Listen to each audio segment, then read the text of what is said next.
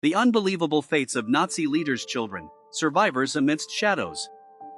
The Nazi era, marked by its atrocious acts and devastating war crimes, left behind a dark legacy that extended beyond the principal architects of its horrors.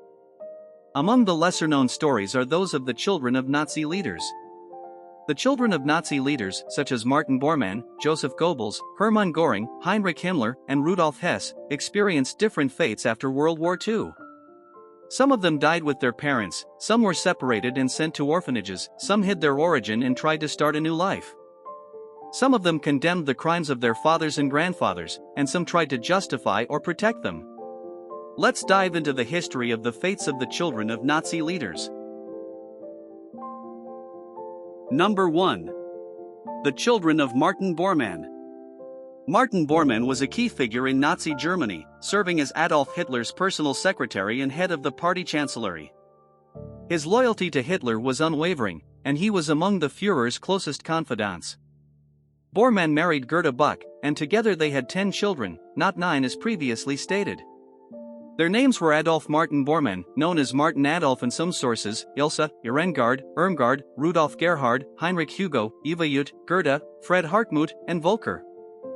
After Bormann disappeared in May 1945, his wife Gerda, who was already battling cancer, took their children to Italy. She passed away in March 1946.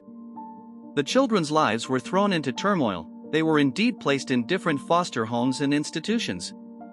Martin Adolf Bormann, the eldest, later became a Roman Catholic priest, a stark contrast to his father's legacy.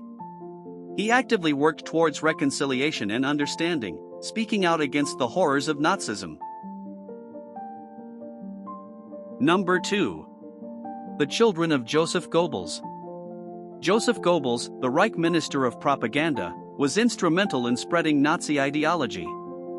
He and his wife, Magda Goebbels, had 6 children together: Helga, Hildegard, Helmut, Holdine, Hedwig, and Heidrun. In a tragic and disturbing end, Joseph and Magda Goebbels poisoned their 6 children in the Führer bunker in May 1945, unwilling to allow them to live in a world without National Socialism. Harold Quandt, Magda's son from her first marriage to industrialist Gunther Quandt, was the sole survivor among the Goebbels children. After being captured as a Luftwaffe pilot, he was interned until 1947. Harold went on to become a significant industrialist, substantially expanding his inherited wealth while keeping a distance from the Goebbels legacy. Number 3. Joseph Mengel's son Rolf Mengele. Joseph Mengele, infamously known as the Angel of Death, conducted inhumane experiments on prisoners at Auschwitz. His son, Rolf Mengele, was born to his first wife, Irene Schonbein, in 1944. Rolf grew up under the false belief that his father was a war hero, as Joseph Mengele lived in hiding under various aliases post-war, escaping the Allied manhunt. It was only in the 1970s that Rolf, after a much-delayed meeting with his father in Brazil, learned the full extent of Joseph Mengele's atrocities. Unlike others who might have chosen to live in denial, Rolf publicly denounced his father's crimes, striving to live a life diametrically opposed to the values and actions of his father. He sought to acknowledge and condemn the horrors perpetrated by Joseph Mengele, rather than obfuscate or dismiss them. Number 4. The children of Hermann Göring.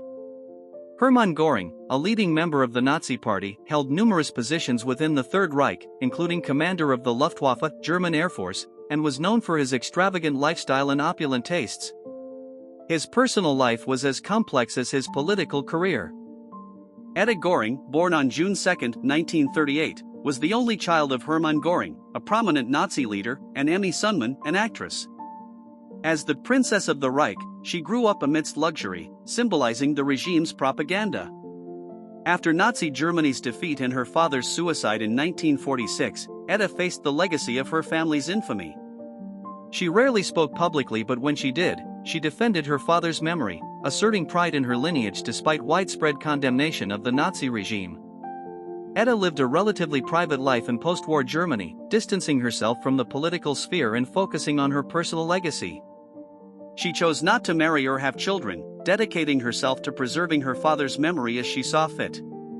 Edith Goring passed away on December 21, 2018, leaving behind a nuanced legacy marked by her attempts to reconcile her affection for her father with the broader historical judgment of his actions.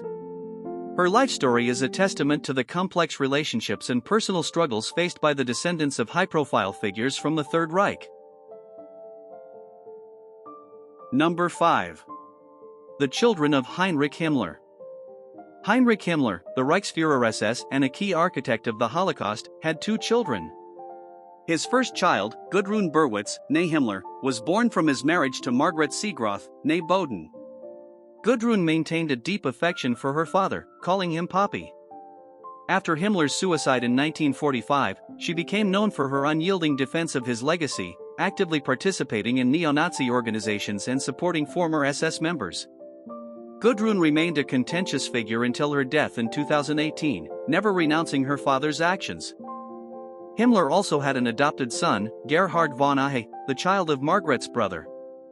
Gerhard's life took a different path, far removed from the political controversies surrounding the Himmler name.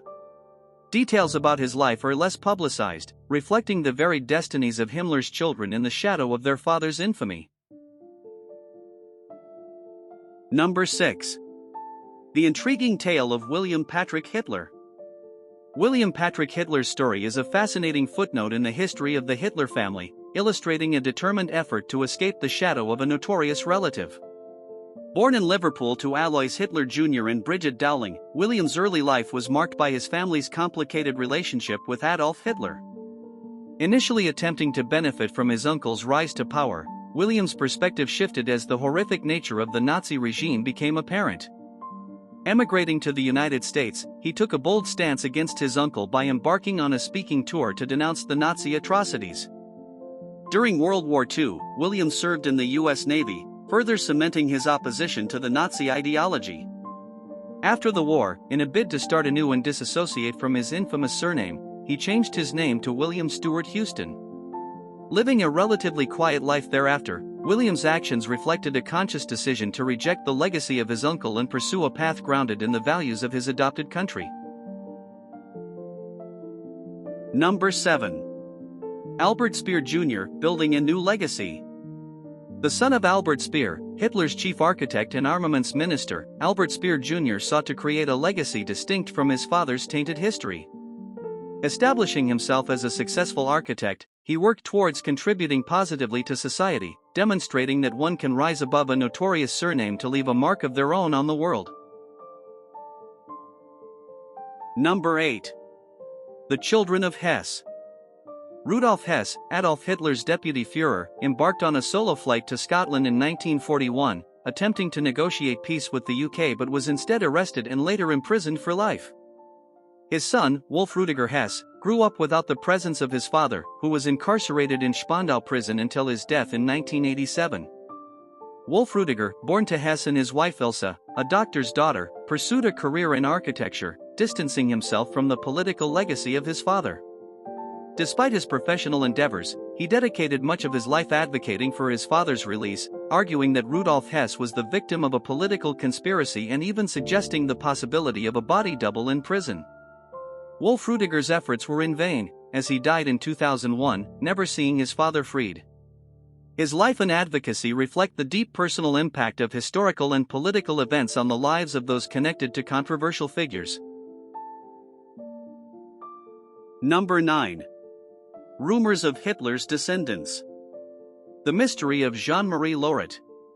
One of the most persistent rumors is that Adolf Hitler fathered a child with a French woman during World War I, who was later identified as Jean-Marie Lauret. Lauret himself claimed to be Hitler's son, citing resemblances and alleged documents that pointed to financial support from German soldiers. Despite his efforts, including legal battles and requests for DNA testing, conclusive evidence to confirm his paternity was never established. The British connection. Another intriguing story involves claims from a British family that their patriarch was Hitler's illegitimate child, supposedly the result of a liaison between Hitler and a British woman during his time in Germany. This claim, largely based on family lore and anecdotal evidence, has also failed to be substantiated by historical records or genetic testing. These tales, while captivating, are marked by a lack of definitive proof, illustrating the enduring fascination with the possibility of Hitler's hidden lineage and the speculative nature of such claims. Number 10. Nicholas Frank, the outspoken critic. Nicholas Frank, the son of Hans Frank, the Governor-General of occupied Poland, took an extraordinary stand against his father's legacy. Publicly condemning his father's crimes, Nicholas has been vocal in his criticism, authoring works that lay bare the atrocities committed by his father. His candidness and refusal to shy away from the truth of his family's past offer a compelling narrative of moral courage and repudiation of inherited guilt.